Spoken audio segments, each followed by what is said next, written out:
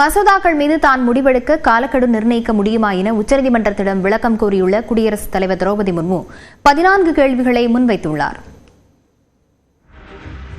தமிழ்நாடு சட்டப்பேரவையில் நிறைவேற்றப்பட்ட மசோதாக்களை ஆளுநர் கிடப்பில் போட்டது தொடர்பான வழக்கை விசாரித்த உச்சநீதிமன்றம் மசோதாக்கள் மீது ஆளுநர் 1 மாதத்திற்குள்ளும் குடியரசுத் தலைவர் 3 மாதத்திற்குள்ளும் முடிவெடுக்க காலக்கெடு நிர்ணயித்து உத்தரவிட்டது.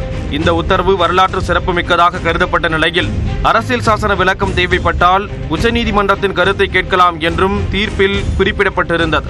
இந்நிலையில் சட்டம் தொடர்பான சந்தேகங்கள் எழும்போது உச்சநீதிமன்றத்திடம் விளக்கம் கேட்கும் அரசியலமைப்பு சட்டப்பிரிவு 143 கீழ் குடியரசுத் தலைவர் திரௌபதி முர்மு 14 கேள்விகளை முன்வைத்துள்ளார். அதில் அரசியலமைப்பு சட்டப்பிரிவு 200 கீழ் மசோதாக்கள் மீது முடிவெடுக்க ஆளுநருக்கு என்னென்ன அதிகாரங்கள் வழங்கப்பட்டுள்ளன என்று வினவியுள்ளார். அனைத்து வகையான அதிகாரங்களை பொறுத்தவரையில் அரசின் ஆலோசனைக்கு ஆளுநர் கட்டுப்பட்டவரா என்றும் குடியரசுத் தலைவர் கேள்வி எழுப்பியுள்ளார். மசோதாக்கள் மீது முடிவெடுக்க குடியரசுத் தலைவர் மற்றும் ஆளுநருக்கு அரசியலமைப்பு சட்டப்பிரிவில் வழங்கப்பட்டுள்ள அனைத்து வாய்ப்புகளுக்கும் உச்சநீதிமன்றம் காலக்கெடுவை நிர்ணயிக்க முடியுமா என வினவியுள்ளார்.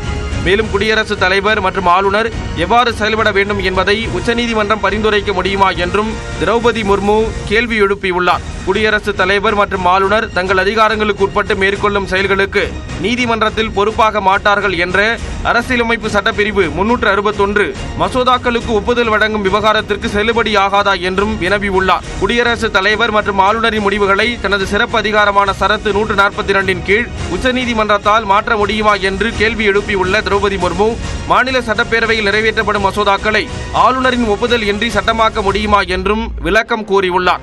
மேலும் உச்சநீதிமன்றத்தின் சிறப்பு அதிகாரமான 142 தற்போதைய சட்டத்தை நடைமுறைப்படுத்துவதற்கு மட்டுமா அல்லது ஏற்கனவே அரசியலமைப்பின்படி உள்ள நடைமுறைக்கு முரணான உத்தரவை பிறப்பிக்கவும் பயன்படுத்த முடியுமா என்று அவர் வினவியுள்ளார். சரத்து 145(3) உட்பிரிவின்படி அரசியலமைப்பு விளக்கம் தொடர்பான வழக்கை குறைந்தபட்சம் 5 நீதிபதிகள் கொண்ட அமர்வுக்கு உச்சநீதிமன்றம் அனுப்புவது கட்டாயமில்லையா என்றும் குடியரசுத் தலைவர் கேள்வி எழுப்பியுள்ளார்.